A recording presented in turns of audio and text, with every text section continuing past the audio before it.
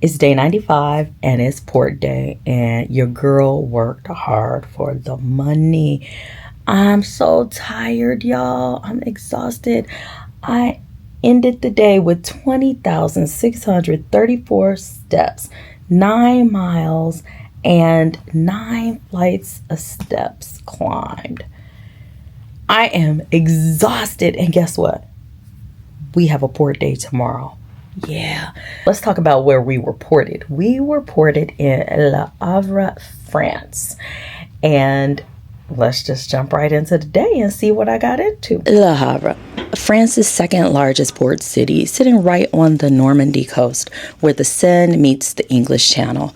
I had a whole plan for this day, and y'all know what they say about plans. We started with the shuttle bus from the cruise terminal into the city center, and I'm riding along, looking out the window, taking in the wide avenues and clean concrete lines, and then something made me press my face against the glass. That right there, that is the Narrow House. And yes, it's exactly what it looks like. Austrian artist Erwin Wurm took a full-sized house, a typical 1960s suburban home, actually modeled after his own childhood home, and squeezed it down to just over 4 feet wide. The whole thing stretches nearly 60 feet long, but is barely wide enough for one person to stand in sideways. First stop was Appartement Perret, and I was not getting in. Every single guided tour for the day was fully booked. Book in advance, people, book in advance. Okay, plan B. The Jardin Suspendu, the Hanging Gardens. I'm going. But first, I needed to buy a bus ticket, and I want to be very clear about what that experience was like. The ticket machine was giving absolutely nothing in the way of intuitive design. It might as well have been asking me to solve an equation or explain quantum theory. I'm standing there, staring at this screen, pressing things, second-guessing things, fully aware that I look like a tourist who has never encountered public transit in her life. And I don't speak French, which was not helping, but I got that ticket. I want that on the record. I figured it out. It took longer than it should have, and I may have muttered a few things under my breath, but I walked away victorious with bus ticket in hand. Then I boarded the city bus, and I want you to understand something. There is no air conditioning on that bus. None. Zeros. The windows were open, and what came through them was just hot. A different variety of hot. Recycled, sun-baked, European bus hot. The kind of heat that makes you question your entire travel philosophy. I was praying I did not pass out before we reached the stop. There was a mother standing nearby with her young son sitting next to me. The heat got to be too much, so she pulled his shirt off and started fanning him with it. Noble, right? Understandable. Hopefully, my content from my video from my glasses will import so I can include it. It was so hot on that bus that my phone stopped charging because it was overheating. They had little windows at the top, but no side windows. And this lady and her son got on, and they sat next to me, and she took his shirt off, and she was fanning him with the shirt and hitting me. I had pulled out my phone to track my location to my destination, and so I was looking. I was like, wait a minute, but the windows have like that covering on them, and the volume is low, and there's like nothing that tells you, okay, this is the stop. I kept trying to look at the map. Everything's in French. Whew. And so I bought 2 tickets. When I stopped by this one spot to try to tour this apartment, she told me the bus that I needed to take, and she said buy the ticket for both the one way there and the one way back, because you can't buy it at the garden. So when I got on the bus, I didn't scan anything, nor did I scan anything to get off. I don't know, maybe it's the honor system.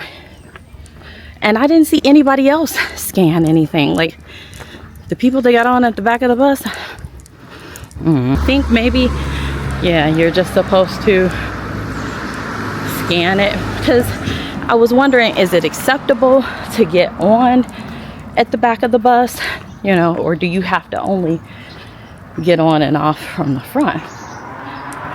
So it was weird. Yeah, missing my stop and having to walk back a little bit is fine, because I was probably gonna die from heat exhaustion on the bus. This is one of those places where you might do better just allowing time to walk, because the bus, I wonder what the motorized tram is like. It's really like, you know, the countryside. This is not at all like Paris. It's very countryside. So the excursions today that the ship was offering were to Perret or Normandy, and both required pretty long bus rides. I think they were saying to Paris it was about 3 hours one way, and I haven't been to Paris since 2008. I went there. My ex-husband grew up there, and so we went as a family, and my son was only 7 months old. He was baptized over there in a Catholic ceremony. Really nice. But I haven't been since then. And even though I was there for 2 weeks, I feel like the experience was very rushed. It's time to turn the microphone on. Hold on. Because the cars are coming. Hello. Don't get hit, girl. Hey, I think I'm here. It was really rushed. And I feel like I need a do-over.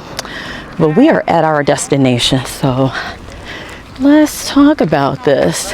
Les Jardins Suspendus, the hanging gardens of Le Havre. And listen, the view alone was worth the near-death bus experience. These gardens sit up high, looking out over the coastline, and on a clear day, it is stunning. The kind of view that makes you stop mid-step and just take it in. You've got the coast stretching out, the water catching light, the sky doing what French skies do, being impossibly cinematic. The gardens themselves are free to enter, which I love, because beauty shouldn't always have a price of admission. People come up here with their dogs, with their kids, with their picnic baskets. You'll find someone stretched out in the shade reading a book. Then I made my way to the bus stop, and 2 French ladies came up and asked me, in French, whether I knew the bus schedule. I did not, but lucky for us all, they spoke French and could read French, which turned out to be the most useful skill set at this particular bus stop. We figured out together, mostly them figuring out, me nodding supportively, that the next bus wasn't coming for another hour. So I pulled up my phone, typed in my destination, and Apple Maps took the wheel. 30-minute walk, mostly downhill. Downhill? Okay, we can do this. I popped in my AirPods, and yes, I found my AirPods. That's a whole nother story, and we'll get into it. And honestly, best decision of the day. No more bus, no more heat trap on wheels, just me, Apple Maps in my ear, the streets of Le Havre, and open sky. I Googled how far away I am from the church. It said a 30-minute walk. And honestly, I would rather do the 30-minute walk than get back on the bus. So I'll maybe find somebody who wants the bus tickets, because that bus was so hot, y'all. It was like one of those bathrooms that have the stalls that go all the way up and there's no air. Yeah, I'd rather get this nice outdoor movement. I breeze from time to time. It's so pretty.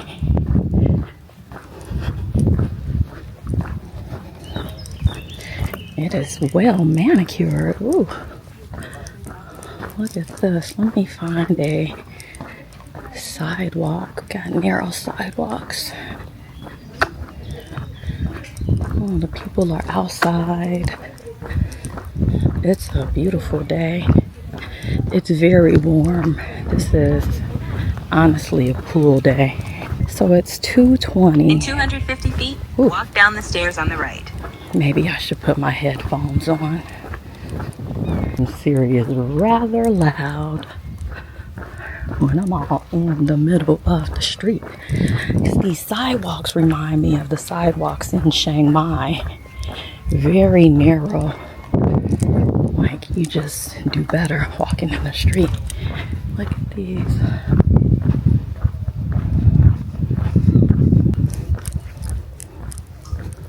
Oh, these are the stairs I'm going down. All right, here we go. Oh, looky. This is what I like. Just being able to be out exploring. Now, I'm gonna say this.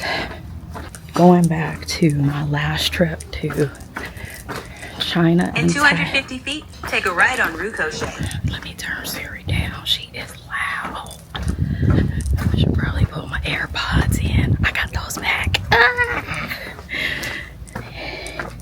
I'll have to tell y'all that story. But I got them back. Praise the Lord. Now what's she saying I'm supposed to do? I think I'm still going down. We got more stairs. Oh yeah, look at this. Okay, so what happened is what I suspected. I believe this is what I'm putting together based off of my insight. So I had to go through 2 security checkpoints, and I had the AirPods attached to, they connected to the carabiner on my backpack.